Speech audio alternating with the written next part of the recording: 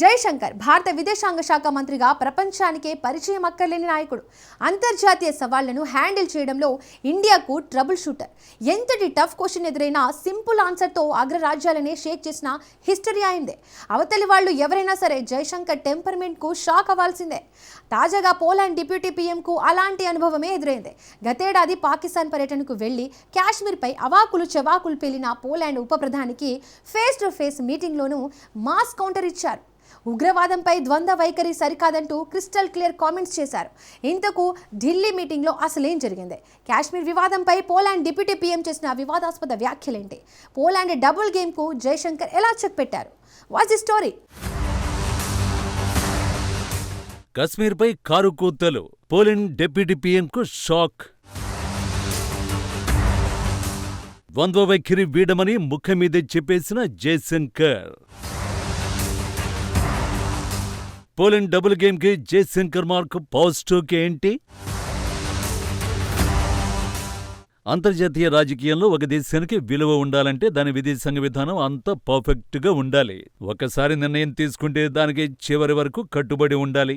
ఎవరో చెప్పారనో లేక ఆంక్షలు విధిస్తామని బెదిరించారనో తన నిర్ణయాలను మార్చుకోకూడదు.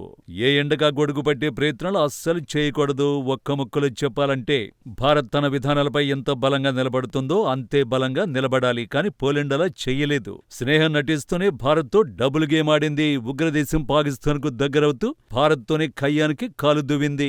అది కూడా ప్రధాని మోడీ పోలాండ్లో పర్యటించి ఆ దేశానికి భారత్ను మరింత దగ్గర చేస్తున్న వేళ ఈ పరిణామం చోటు చేసుకుంది. भारत और पोलैंड के संबंध डेमोक्रेसी और रूल ऑफ लॉ जैसी साझा मूल्यों पर आधारित है. आज हमने संबंधों को एक नई दिशा देने के लिए कई इनिशिएटिव्स की पहचान. 2024 ఆగస్టులో ప్రధాని మోడీ పోలాండ్ పర్యటనకు వెళ్లారు. దాదాపు 45 ఏళ్ల తర్వాత ఒక భారత ప్రధాని పోలాండ్లో పర్యటించారు.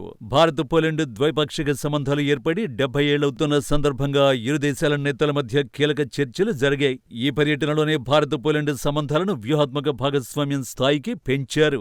రెండు దేశాల మధ్య రక్షణ, భద్రత, ఆర్థిక రంగాల్లో లోతైన సహకారం కోసం ఈ నిర్ణయం పునాది వేసింది. అంతేకాదు వ్యూహాత్మక భాగస్వామ్యాన్ని అమలు చేయడానికి ఇరు దేశాలు 2024 నుండి 2028 వరకు 5 ఏళ్ల ఉమ్మడి కార్యాచరణ ప్రణాళికపై అంగీకారానికి వచ్చాయి. ఈ ప్రణాళికలో భాగంగా రక్షణ, వాణిజ్యం, ఇంధనం, మౌలిక సదుపాయాల వంటి రంగాలలో సహకారాన్ని పెంచుకుంటారు. ఇలా పోలాండ్కు దగ్గరయ్యే ప్రయత్నాలు చేస్తున్న వేళ పోలాండ్ డిప్యూటీ పీఎం గతేడాది పాకిస్తాన్ పర్యటనకు వెళ్లాడు. అక్కడ భారత వ్యతిరేక ప్రకటనతో రెచ్చిపోయాడు. కాశ్మీర్ వివాదాన్ని శాంతియుతంగా పరిష్కరించాలని పాకిస్తాన్తో కలిసి ఉమ్మడి ప్రకటన విడుదల చేసి రెచ్చిపోయాడు. అప్పుడే ట్రబుల్ షూటర్ జైశంకర్ రాడార్లో చిక్కాడు. Deputy Prime Minister, you are no stranger to our region and are more than familiar with the long-standing challenges of cross-border terrorism. I hope at this meeting to discuss some of your recent travels to the region. Poland should display zero tolerance for terrorism and not help fuel the terrorist infrastructure in our neighborhood. Once again, a warm welcome. Poland deputy PM Radoslaw సికోర్స్కీకి జైశంకర్ ఇచ్చిన పావు counter ఇదే. భారత పర్యటనకు వచ్చిన ఆయనకు ఢిల్లీలో జరిగిన ద్వైపాక్షిక భేటీలో జైశంకర్ గట్టి కౌంటర్ ఇచ్చారు. పాకిస్తాన్ స్పాన్సర్ చేస్తున్న ఉగ్రవాదంపై పోలాండ్ కఠిన వైఖరిని అవలంబించాలని డిమాండ్ చేశారు. ఉగ్రవాదం పట్ల ఎటువంటి మెతక వైఖరి ఆమోదయోగ్యం కాదని, పోలాండ్ జీరో టాలరెన్స్ విధానాన్ని పాటించాలని జైశంకర్ స్పష్టం చేశారు. భారత్ పొరుగున ఉన్న ఉగ్రవాద నిర్మాణాలను ఏ విధంగానూ ప్రోత్సహించకూడదని హెచ్చరించారు. సరిహద్దు ఉగ్రవాదంతో భారత్ ఎన్ని సమస్యలు ఎదుర్కొంటోందో రాడోస్లావ్కు తెలుసని జైశంకర్ అన్నారు. దానిని తగ్గించడానికి చర్యలు తీసుకోవాలే గాని సరిహద్దులో ఉగ్రవాదానికి ఆజ్యం పోయకూడదని సురకలంటించారు. ఇదే సమావేశంలో రష్యా చమురు దిగుమతులు, ఉక్రెయిన్ యుద్ధంపై భారత్ను లక్ష్యంగా చేసుకుంటున్న పశ్చిమ దేశాల విమర్శలను జైశంకర్ తిప్పికొట్టారు. భారత్ను ఎంపిక చేసిన విధంగా లక్ష్యంగా చేసుకోవడం అనుచితం, అన్యాయమని తేల్చి చెప్పారు. రష్యా చమురు విషయంలో భారత్ తన జాతీయ ప్రయోజనాలకే ప్రాధాన్యమిస్తుందని స్పష్టం చేశారు.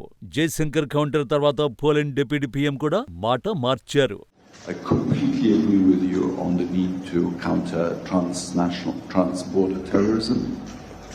Poland, as you may have heard, has been a victim of both arsons and attempted state terrorism when a Polish railway line was blown up under a moving train just very recently.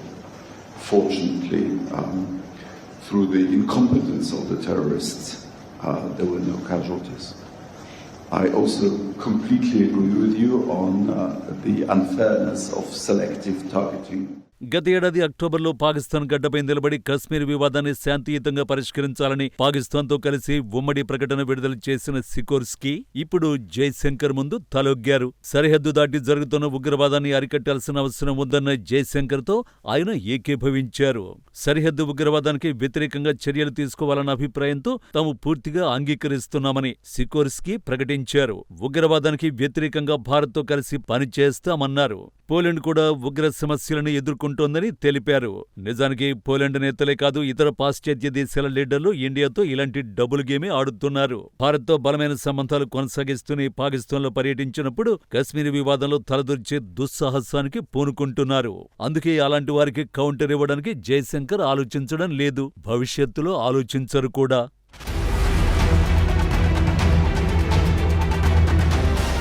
ఈ కార్యక్రమాన్ని మీకు సమర్పించినవారు Nagarjuna cement వారి విశిష్ట extraordinary cement